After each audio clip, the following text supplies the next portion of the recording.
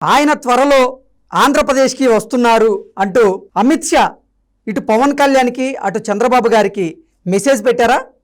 ఆ మెసేజ్ని తెలుసుకున్నటువంటి జగన్మోహన్ రెడ్డి వెన్నులో వణుకు మొదలైందా అంటే అవుననే సమాధానం ఇస్తున్నారు కొంతమంది రాజకీయ విశ్లేషకులు. ఇక ఇదే అంశానికి సంబంధించి మనతో మాట్లాడేందుకు ప్రముఖ రాజకీయ విశ్లేషకులు జగదేవ్ గారు మనతో ఉన్నారు. జగదేవ్ గారితో మాట్లాడు. జగదేవ్ గారు నమస్తే అండి. నమస్తే అండి. ఆయన త్వరలో ఆంధ్రప్రదేశ్కి వస్తున్నారు అంటూ అమిత్ షా ఇటు చంద్రబాబు గారికి పవన్ కళ్యాణ్కి మెసేజ్ పెట్టారని, ఆ మెసేజ్ని తెలుసుకున్నటువంటి జగన్మోహన్ రెడ్డి వెన్నులో వణుకు మొదలైంది అంటూ కూడా ఒక వార్త ఇప్పుడు సోషల్ మీడియాని షేక్ చేస్తూ ఉంది. ఏంటి సార్ ఆ వార్తలో వాస్తవం ఉందా? అంటే మోదీ గారు వార్త అయ్యుండొచ్చు నేను అనుకోవడం. మోదీ గారు అధికారికంగా ఈ నెల ఆఖరిలో ఆంధ్ర పర్యటించనున్నారన్నట్టుగా వార్తలు వస్తున్నాయి. అంటే 28వ తేదీ ఆంధ్రప్రదేశ్ రాబోతున్నారనేది అదేనండి. అంటే కన్ఫర్మ్ అయినట్టేనా షెడ్యూల్? అంటే వస్తారన్నట్టుగా ఉంది.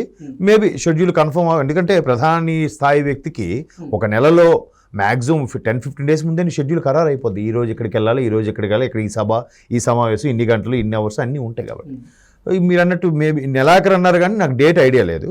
సో మీరు అంటున్నారు 28 అంటున్నారు కాబట్టి 28గా రాబోతున్నారని తెలుస్తుంది. దానికి తగ్గట్టుగానే అమిత్ షా గారు ఎందుకు మెసేజ్ పెట్టారంటే, మొన్న అమిత్ షా గారు బాబు గారిని అలాగే జనసేన అని పవన్ కళ్యాణ్ గారిని కూడా ఒకరోజు గ్యాప్లో పిలిపించుకున్నారు. కోర్స్ ముందు రోజు బాబు గారు కలిశారు, నెక్స్ట్ డే పవన్ కళ్యాణ్ గారు వెసులుబాటు వల్ల లేదంటే ఆయనకు అవకాశం వల్ల నెక్స్ట్ డే వెళ్ళారు. ముందు బాబు గారితో సమావేశం అయింది, తర్వాత ముగ్గురు కలిసి సమావేశం అయ్యారన్నట్టు కూడా వార్తలు వచ్చాయి. అది అందరికీ తెలిసిన ఓపెన్ సీక్రెటే. మూడు కూడా కలిసి పొత్తులో భాగంగా ఎన్నికల్లో పోటీ చేయబోతున్నాయని కూడా వార్తలు వినిపిస్తున్నాయి.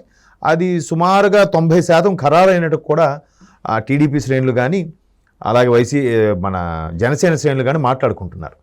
కాబట్టి ఆ పిలిచి ఏదైతే మంత్రాలు జరిపారో దీనికి సంబంధించి ఖరాఖండిగా ఓపెన్గా అనౌన్స్ చేయడానికి అవ్వచ్చు, లేదంటే పొత్తులో భాగంగా ఎట్లా ఉంటాయి. ప్రధాని గారు వచ్చారంటే ఆయనతో పాటు మంది మార్పులు అన్నీ వస్తాయి కదా.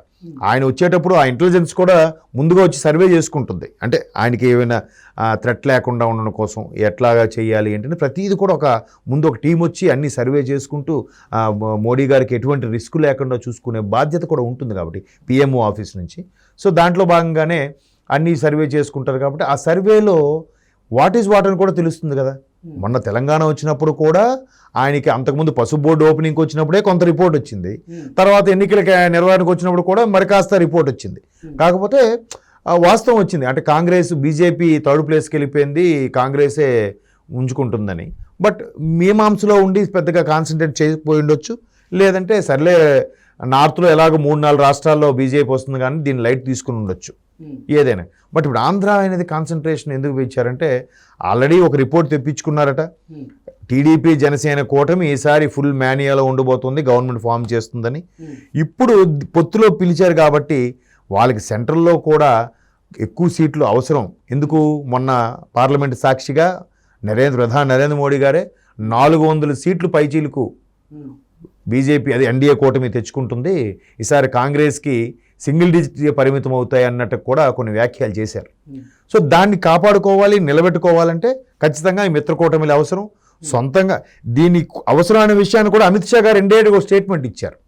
దీనికోసం మేము కొత్త పార్టీలను కూడా చేర్చుకోబోతున్నాం ఎన్డీఏలోకని. కొత్త పార్టీ అంటే నా దృష్టిలో జనసేన లాంటి పార్టీలు నేను అనుకుంటున్నాను. ఓకే, ఆల్రెడీ టీడీపీ ఇది కొత్త పార్టీ ఎందుకు అనలేమంటే ఎన్డీఏలో ఎగ్జిస్టెడ్ పార్టీయే, 40 సంవత్సరాల రాజకీయ చరిత్ర ఉన్న పార్టీ 30 ఏళ్ళుగా ఇంచుమించు బీజేపీతో సయోధ్య ఉంది. అంటే బాబు గారు ముఖ్యమంత్రి అయినప్పటి నుంచి నాకు తెలిసి వాజ్పేయి గారి హయాం నుంచి కూడా. సో ఇప్పుడు కొత్త పార్టీ జనసేన కాబట్టి దీని గురించి ఇండైరెక్ట్ స్టేట్మెంట్ ఇచ్చి ఉండొచ్చు. దాంట్లో భాగంగా ఆయన మంత్రాలు జరిపారు కాబట్టి మోడీ గారు వస్తున్నారని వార్త వెలిగిస్తే వీళ్ళ ప్లాన్స్ వీళ్ళకి ఉంటాయి కదా. చర్చల్లో ఏమేమి చర్చించుకోవాలి, ఏం అడగాలి, ఏం అడిగితే బాగుంటుంది, వాళ్ళు ఎటువంటి సీట్లు అడగబోతున్నారని కూడా తెర మీదకి వస్తుంది ఎక్కువగా అంశం. మేబీ దాని గురించి కూడా అయ్యుండొచ్చు. ఓకే, మీరేదో అడగబోతున్నారు. నిన్న మొన్నటి వరకు భారతీయ జనతా పార్టీ టీడీపీ జనసేనతో పాటుగా ఆ కూటమిలో భారతీయ జనతా పార్టీ భాగం అయితే మోదీ గారు జగన్మోహన్ రెడ్డిని విమర్శించే అవకాశం ఉందని, అది గ్రహించినటువంటి జగన్మోహన్ రెడ్డి వెన్నులో వణుకు మొదలైంది అంటూ కూడా ఒక వార్త ఇప్పుడు సోషల్ మీడియాని షేక్ చేస్తూ ఉంది. ఏంటి ఆ వార్తల్లో వాస్తవం ఉందా? నిజంగానే మోదీ గారు రానున్న రోజుల్లో జగన్మోహన్ రెడ్డిని విమర్శించే అవకాశం ఉందా అంటే ఏం చెప్తారు? అవకాశం విమర్శించవచ్చు. ఎందుకంటే బీజేపీ అధ్యక్షురాలు, రాష్ట్ర అధ్యక్షురాలు పురంధేశ్వరి గారు పరోక్షంగా వ్యాఖ్యలు చేస్తున్నారు. చంద్రబాబు గారు అరెస్టు తర్వాత ప్రత్యక్షంగానే వ్యాఖ్యలు చేస్తున్నారు.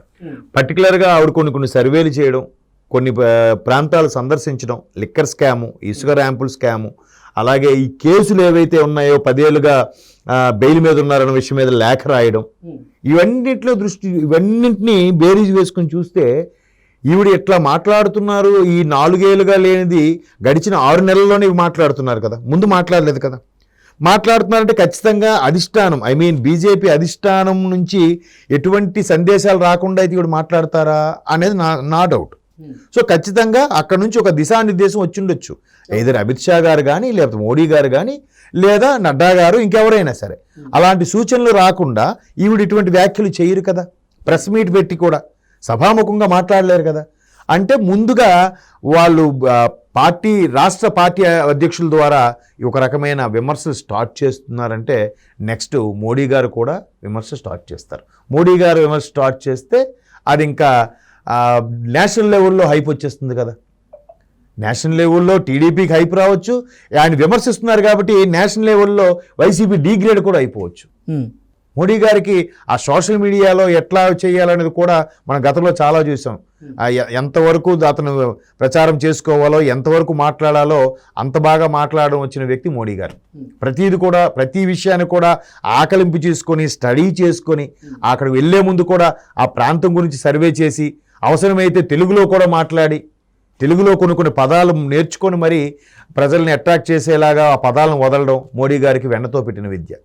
కాబట్టి ఆయన ఇట్లా వ్యాఖ్యలు ఖచ్చితంగా విమర్శ చేస్తారని అనిపిస్తుంది. ఎందుకంటే పురంధేశ్వరి గారితో ఆల్రెడీ విమర్శ చేయించారు కాబట్టి ఆయన కూడా చేస్తే మీరు అన్నట్టు ఖచ్చితంగా అది భయపడాల్సిన విషయమే. ఎందుకంటే సెంట్రల్లో అయితే 2 ప్రధాన పార్టీలండి, బీజేపీ, కాంగ్రెస్. రాష్ట్రంలో ఉండే పార్టీలు కొంతవరకు నడిపించుకోవాలంటే ఖచ్చితంగా కేంద్రంలో ఉండే బలమైన పార్టీలతో పొత్తు కానీ లేదా న్యూట్రల్ కానీ ఉండాలి. ఈ 2 లేకపోతే కొంత మనుగడ కష్టమే. సో కాంగ్రెస్తో ఆల్రెడీ చెడి బయటకు వచ్చేశారు జగన్మోహన్ రెడ్డి గారు. ఇప్పుడు బీజేపీతో మీరు అనుకుంటున్న పొత్తు కూడా చెడబోతుంది. ఎందుకు? టీడీపీ జనసేనతో సయోధ్యలో భాగంగా ఖచ్చితంగా అది మరి వాళ్ళతో పొత్తు ఇవ్వరు, బీజేపీ వాళ్ళు పొత్తు పెట్టుకోరు. అప్పుడు రేపు పొద్దున ఒకవేళ వైసీపీ ప్రభుత్వం వచ్చినా వచ్చేశారు జగన్మోహన్ రెడ్డి గారు. ఇప్పుడు బీజేపీతో మీరు అనుకుంటున్న పొత్తు కూడా చెడబోతుంది. ఎందుకు?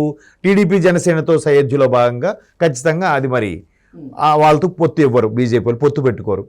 అప్పుడు రేపు పొద్దున ఒకవేళ వైసీపీ ప్రభుత్వం వచ్చినా సెంట్రల్లో ఏదో ఒక పార్టీతో పొత్తు లేకుండా ఎలా నడిపిస్తారు? మళ్ళీ ఎలాగైనా అప్పులు పుట్టాలన్నా మళ్ళీ వాళ్ళ పెర్మిషన్లు ఉండాలిగా.